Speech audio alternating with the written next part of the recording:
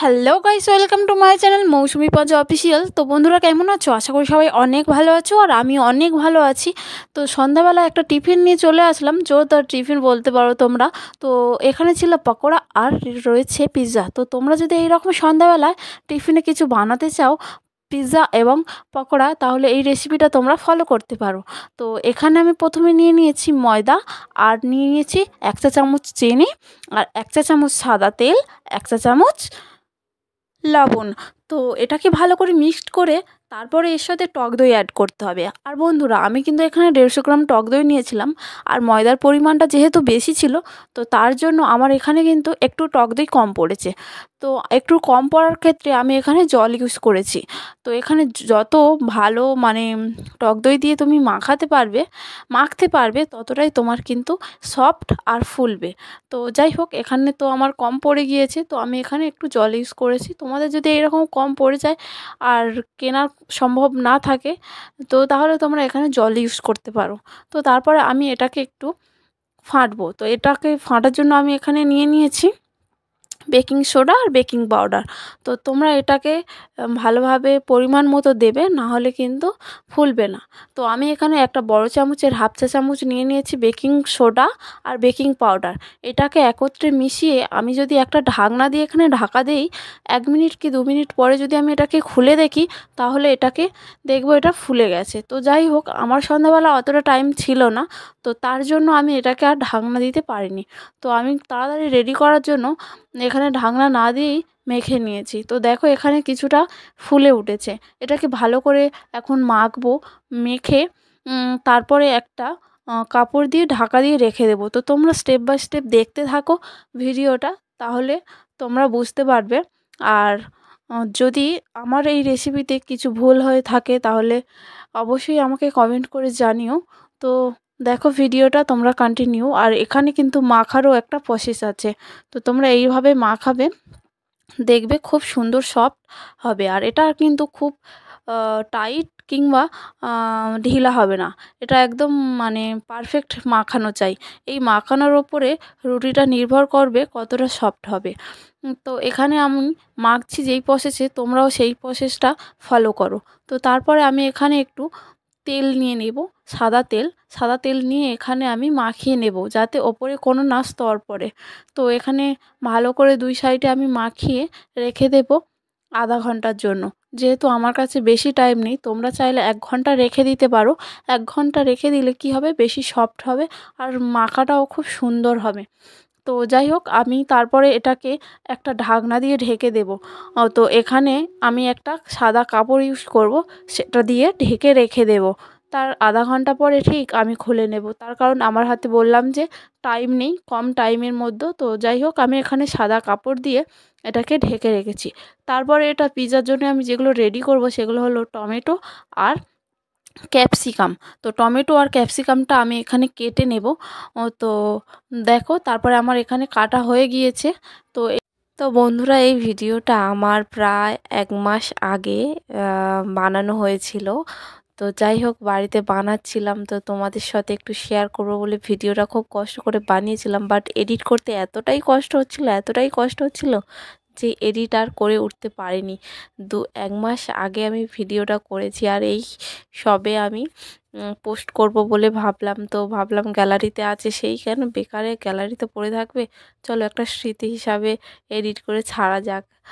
তো যাই হোক, এখানে আমি হাতে নিয়ে নিয়েছি তেল, আর ভালো করে তেলটা মাখিয়ে নিয়েছি থালাতে। তো থালার মধ্যে মাখিয়ে আমি এই ডোটাকে হাতের সাহায্যে একটা রাউন্ড শেপ করব। তো তার জন্য এখানে আমি হাতটাই ইউজ করছি, তার কারণ ব্যালেন্স চাকি আর আমি ইউজ করছি না।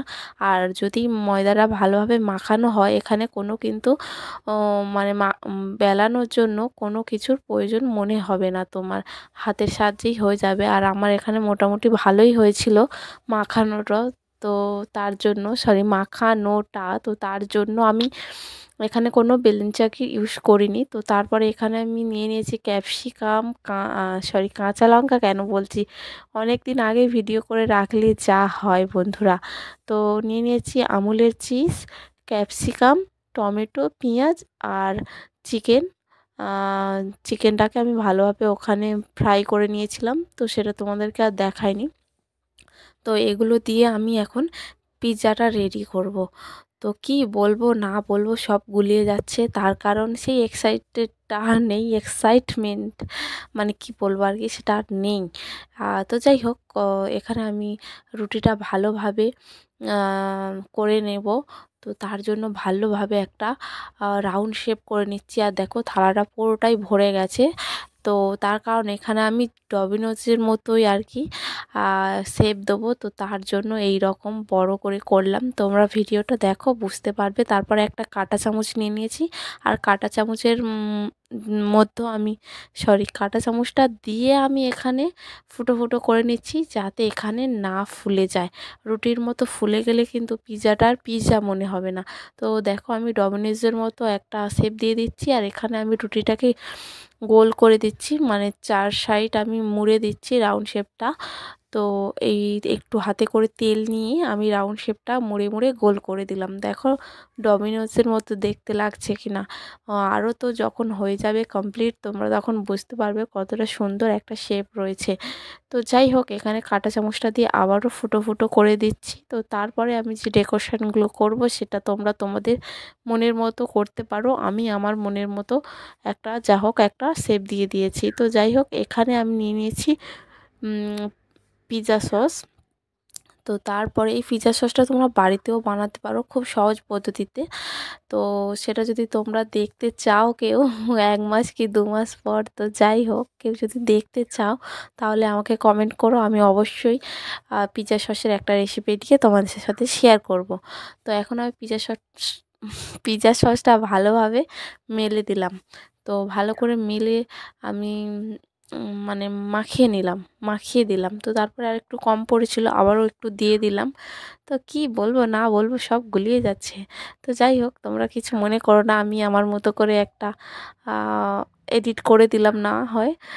তো তারপরে আমি একটু এখানে দিয়ে দিয়েছিলাম অরিগানো। তো অরিগানোটা কিন্তু এখানে মাস্ট, তোমরা বাড়িতে সব কিছুই পেয়ে যাবে মোটামুটি অ্যাভেলেবেল, কিন্তু এই অরিগানোটা পাবে না। তো যে কোনো শপ থেকে তোমরা কিনে নিও। আর তারপর যেটা দিলাম সেটা হলো পিৎজার মেন পয়েন্ট, যেটা এটা না দিলে কিন্তু ভালোই লাগে না। তো যাই হোক, এটা আমুলের ছিল চিজটা। তো তারপরে এখানে আমি দিয়ে দিলাম, দেখতেই পাচ্ছ আমি এত কিছু বলতে পারছি না, আমি সব ভুলে যাচ্ছি নামগুলো। তো এখানে সব কিছু আমি ভালোভাবে ডেকোরেশন করে নিচ্ছি। তোমরা তোমাদের মনের মতো পছন্দ মতো তোমরা ডেকোরেশন করে নিও, আর স্টেপ বাই স্টেপ কিন্তু দিও। তো তারপরে আমি ওটা তো কমপ্লিট করে নিয়েছিলাম, আর তোমাদেরকে দেখানো হয়নি। তো তারপরে এখানে চলে এসেছি আমি চিকেনের পাকোড়া বানাবো। তো তার জন্য এখানে নিয়ে নিয়েছি, অ্যাকচুয়ালি আমার হাতে মাখালে প্রচণ্ড জ্বালা করে। তো তার জন্য আমি এখানে মাখাচ্ছি না, এটা ও মাখাচ্ছে আর আমি ভিডিও করছি।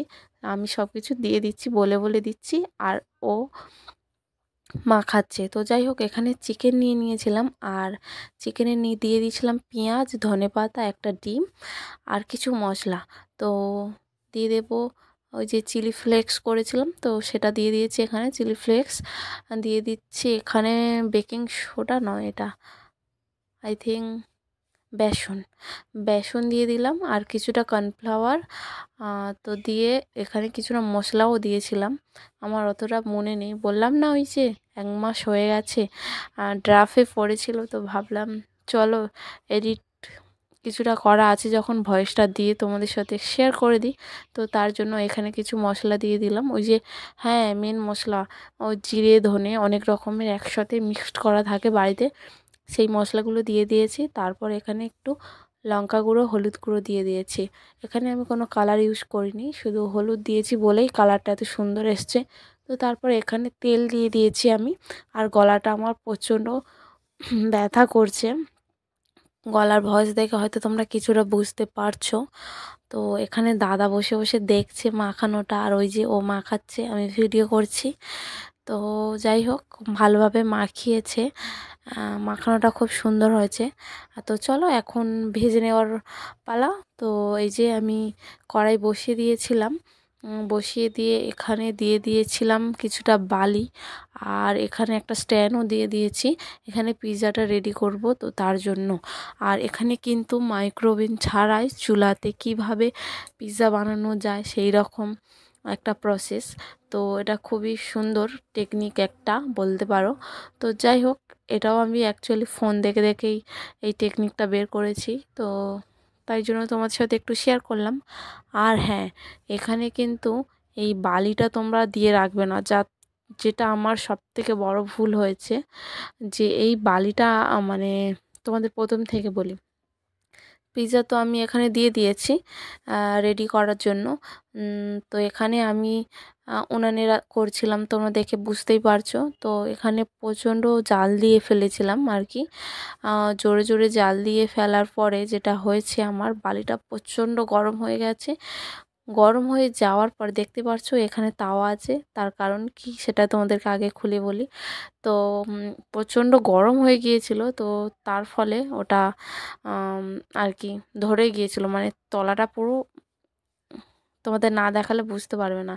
তো যাই হোক, অন্য কোনো ভিডিওতে তোমাদেরকে দেখিয়ে দেবো আমার করার অবস্থা কী হয়েছিল। তো তোমরা গরম বালি রাখবে না, এটা হয়ে যাওয়ার পরে সঙ্গে সঙ্গে কিন্তু তোমরা বালিটা নামিয়ে তারপরে কড়াটা সঙ্গে সঙ্গে ধুয়ে নেবে, না হলে কিন্তু কড়াটা আর কড়ার মতো থাকবে না। তো যাই হোক, এখানে পকোড়াটা ভেজে নিচ্ছিলাম। তো ওখানে আমার কুক করতে প্রায় 1 ঘন্টা লেগে গেছে। তো এর আগে আমি 2-3 বার ওই কড়াতেই বানিয়েছিলাম পিৎজাটা। তো এই দেখতে পাচ্ছ ফাইনালি অনেক কষ্টের পরে এই পিৎজা, আর টেস্টটা কিন্তু সেই হয়েছিল, পুরো ডমিনোজের পিৎজার মতোই হয়েছিল। সবার খুব ভালো লেগেছিল, কিন্তু ওই যে একটা প্রবলেম হয়ে গেছে তার জন্য একটু তলায় একটু লেগে গিয়েছিল। তো যাই হোক, এখানে ভালো করে সবাই, ভালো করে কেন বলছি, এখানে সবাই মিলে আসার পর আর কি পিৎজাটা কেটে ফেললাম। তো তোমরা দেখো ভিডিওটা। পিৎজাটার এখানে কিন্তু একটু এডিট নেই, খুব সুন্দর লাগছিল আর কি। পিৎজাটা খুব সুন্দর হয়েছিল, খুব টেস্টি হয়েছিল। আমি বানিয়েছি বলে বলছি না, সত্যি খুব সুন্দর হয়েছিল, সবাই বলছিল, কিন্তু তলাতে একটু লেগে গিয়েছিল আর কি। তো যাই হোক, পিৎজাটা তোমরা যদি বানাতে চাও বাড়িতে তোমরা এইভাবে বানিও, কিন্তু কড়াইটা একটু সাবধানে।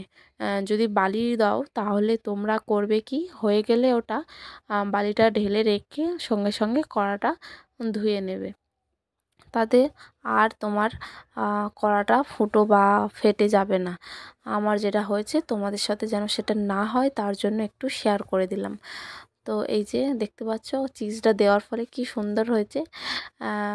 তো আমি চেষ্টা করছিলাম ওই যে ভিডিওতে দেখায় টানলে চিজটা এরকম দেখা যায়, তো সেই রকম। তো যাই হোক, আমার ক্যামেরাম্যান অত ভালো নয় যে অত ভালোভাবে কাছে নিয়ে গিয়ে দেখাবে। তো যাই হোক, ভিডিওটা তোমাদের কেমন লাগলো তোমরা জানিও। দেখো দেখো দেখো, ওই যে চিজটা কি সুন্দর হয়ে গেছে।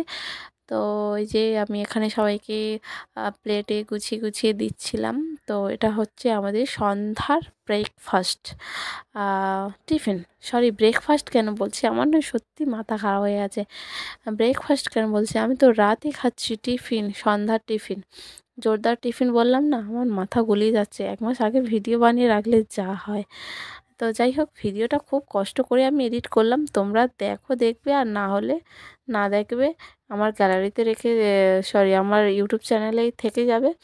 আর পরে পরে আমি আবার দেখব যে এই রকম আমি বানিয়েছিলাম, আমিও কাউকে দেখাতে পারবো যে এই রকম আমি বানিয়েছিলাম, দেখো। আর কি আমার ভবিষ্যতে বুঝতেই পারছো। তো যাই হোক, ভিডিওটা তোমাদের কেমন লাগলো তোমরা কমেন্ট করে জানিও। আর তারপরে আমরা একটু খাওয়া খাই করবো, সেটাও তোমাদের সাথে শেয়ার করছি। তো চলো, এই যে আমি সবার জন্য রেডি করছি, আর দিদি এখনও আসেনি। তো এখানে পকোড়াটাও খুব সুন্দর হয়েছিল, সবাই আগে বলছিল যে পকোড়াটা খুব সুন্দর হয়েছে। তো যাই হোক, ভিডিওটা তোমাদের কেমন লাগলো কমেন্ট করে জানিও। আর যদি তোমাদের ইচ্ছা হয় তো তোমরা এইভাবে বানাতে পারো পিৎজা এবং পাকোড়া। তো এই যে আমি অরিগানোটা আবার দিতে ভুলে গিয়েছিলাম, তো তার জন্য এখানে পিস পিস করার পরে আবার অরিগানোটা ছড়িয়ে দিলাম। তো সত্যি বলতে খুব সুন্দর হয়েছিল, জাস্ট একটু তলাতে লেগে গিয়েছিলো। রিভিউ দেখে নাও। ওটা এসে যেহেতু পিৎজা দেখো,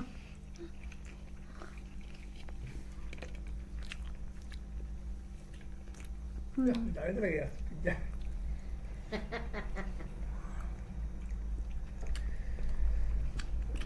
আরে ভাই কোন টিম শোনা এখন পাকোড়া খাচ্ছি। হ্যাঁ ভালো হয়েছে। পকোড়া দু হাতে খাচ্ছি পিজ্জা। ওরা এখনো খায়নি। না পাউরুটি ফুলেছে। আমি ময়দা ফুলবে না আগে। আমার না না দিদি আসো রুটি কি দিয়ে করে কি নেই ওরা গুলা ফুলে যাবে।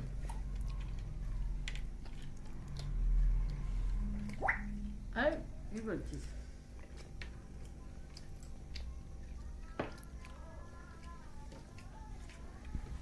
আর তুমি ভাত খাচ্ছ না। সব খাবে, ভাত খাবে না? একগাল তো খাবে। এই নাও। দেখো পিজ্জা খাওয়া যে আমাদের হতো না কেন হতো না পুড়ে গেছে। পুড়ে আছে খোলা